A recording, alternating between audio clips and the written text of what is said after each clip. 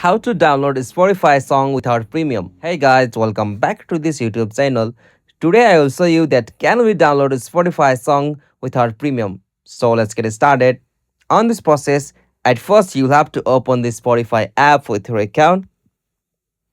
Alright, so now from here the question is, can we download a Spotify song without premium? So the answer is no. So there is no any methods to download Spotify songs without the premium version. So you have to buy the premium subscription on your account. So on the free account, you'll have to go with your ad version. So Spotify will promote the ads from your free accounts. So in order to download Spotify songs, you'll have to go with premium version. So there is no any such option. So from here you can only play the songs with the ads, and you can also add them into your library or some playlist. So there is no any such way.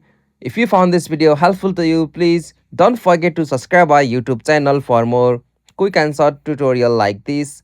Thank you for watching this video. Have a nice day.